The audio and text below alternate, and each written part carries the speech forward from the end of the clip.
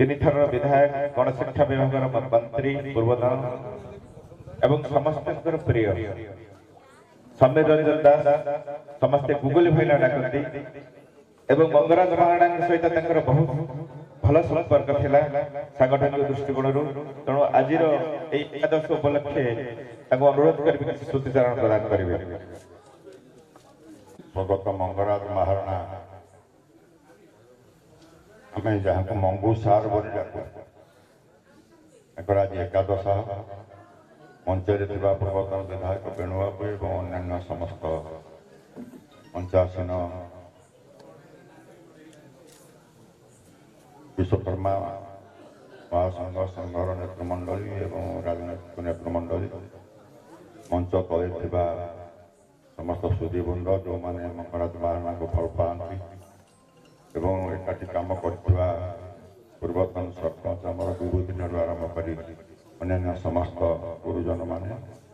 ग्रामवासी माने समाज समस्त बुद्धिवर्ग मंगू सार सहित मोर प्रथम परिचय 2000 मसीहा बाइधर जिते राति अच्छा मंगू सार पाखे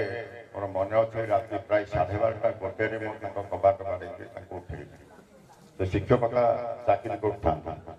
तेणु गोटे राजनीति रुचि था अण कांग्रेस जो राजनीति से राजनीति सहित से पूरा एरबंग पंचायत जोड़ी होकर गोटे टीम अच्छी मंगू सार आमर ये एक्सपायर कर लक्ष्मीधर सेनापति एक्सपायर कर रत्नाकर जो कथा कहते गोटे टीम थाए से टीम समस्त पाखे मुझे मिशन नहीं 2000 मसीह जो बाइधर को प्रार्थी कली आज राति समस्त को घरे भेटी तेणु समस्त राति 11टा 11:30 मो मिशन आरंभ कली भोर 4टा 4:30 5टार मो मिशन सरला और काली भई मन अच्छी राति 11:30 12टा 12:30 मंगू सार कबाट बाड़े भेट है आमती कथा बाइधर प्रार्थी केमी निर्वाचन एवं तार परवर्ती अवस्था 9 मसीह मुझे आसली से चाकरी थे से पूरापूरी भाव में कार्यक्रम जड़ित थे सांगठनिक दक्षता एते जेबे से रिटायर कले तार 2 मास पर मुझे पंचायत सभापति तत्कालीन विजु जनता दल सभापति करी नेतृत्व एरबंग बहुत कथा है परामर्श दिग्दर्शन एवं से टीम जो टीम पिला माने समस्त बसी निधि ठार धरी विभूति ठार धरिक तले नारायण भाई ठार धरी समस्ते बसती समस्ते से गोटे टीम होते कौन कौन एरबंग पंचायत उन्नति कर साई साई कौन उन्नति कर मुख्यमंत्री ग्राम सड़क योजना यहाँ केनाल बंध रास्ता अच्छी तेणु ये रास्ता इरिगेशन पैसा दे पारे तेणु यहाँ गोटे मुख्यमंत्री ग्राम सड़क केमती भर्ती करने हम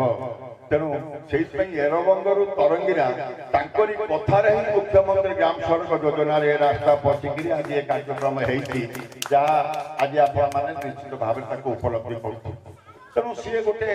अत्यंत भाव मर्म पशि माने आत्मीयता भरा मनीष से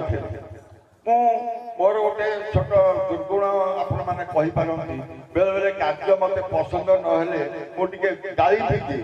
मु सार सभापति तेणु जेहेतु नेता मुझे अनेक थर किसी क्रोधवशत कि ये समस्त कथा को अत्यंत आत्मीयतार सहकार ग्रहण करी से कथा को मुझे कि 2 घंटा पर टेलीफोन कर सार मुझे कहली दुखी है कि ना ना ना ना आप मो नेता आप मत कहले मुझे दुखी कहीं प्रकृति यहाँ बाउला ही यहाँ मोर कर उचित था तेणु ये कथा यहीपरी भाव में जड़े मनुष्य आउ गोटे दिग आज देखी जो मैंने आपने विश्वकर्मा भाई मैंने अच्छा आपने कहले प्रकृत ये दिग आम पाखे अनालोचित था से ये संपर्क में आगे अच्छा संघर कार्यकर्ता आज विश्वकर्मा संघर ब्लॉक नेतृत्व समग्र निमापड़ा କାକଟପୁର ତାକୁ ଏତେ ସଂଗଠିତ କରିକିରି ଏଇ ଯୋଉ କାର୍ଯ୍ୟକ୍ରମ ଆପଣମାନେ ଆଜି ଉପସ୍ଥାପିତ କଲେ ଏ ସମ୍ପର୍କରେ ଗୋଟେ ଅନାଲୋଚିତ ଦିଗ ଆଜି ମୋ ପାଖରେ ଘଟଣାଟି ନିଶ୍ଚିତ ଭାବରେ ଆସିଲା। ତେଣୁ ମଙ୍ଗୁ ସାର୍ଙ୍କୁ ଯେତେ କୃତଜ୍ଞତା ଜଣାଇଲେ ତାଙ୍କ ପାଇଁ ଯେତେ ଶ୍ରଦ୍ଧାସୁମନ ଅର୍ପଣ କଲେ ନିଶ୍ଚିତ ଭାବରେ ଅଭାବ ହବ। ମୋର ଏଇ 15 ବର୍ଷ କାର୍ଯ୍ୟ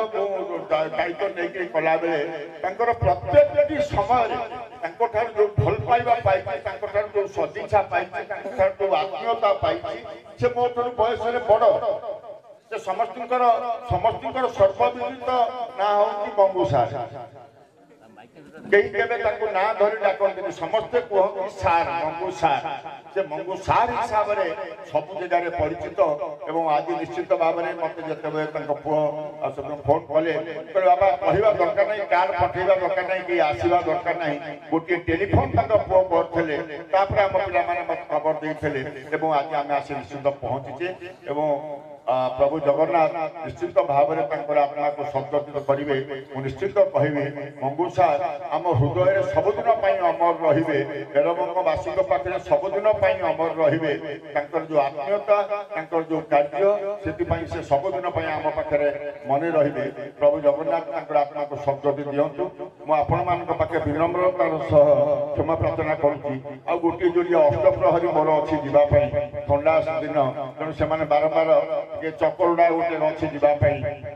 ଆଉ ବାକି ଗୋଟିଏ ଅଛି ବାଟରେ ଯିବା ପାଇଁ। ସେଇଥିପାଇଁ ମୁଁ ଟିକେ ଆପଣଙ୍କ ମାନଙ୍କ ଗ୍ରହଣରୁ ଟିକେ ଆଗୁଆ କହିଲି ଆମର ତାକୁ ଯେ ମତେ ଟିକେ ଦେଇଦିଅ, ମୁଁ 2 ପଦ ସାର୍ଙ୍କ ସମ୍ପର୍କରେ କହିକିରି ଯିବି ବୋଲି। ମୁଁ ଆଉ ଥରେ କ୍ଷମା ପ୍ରାର୍ଥନା କରୁଛି ଆପଣଙ୍କ ଗ୍ରହଣରୁ ବିଦାୟ ନେବା ପାଇଁ। ଆଉ ଥରେ ନିଶ୍ଚିତ ଭାବରେ ଆମେ ସମସ୍ତଙ୍କର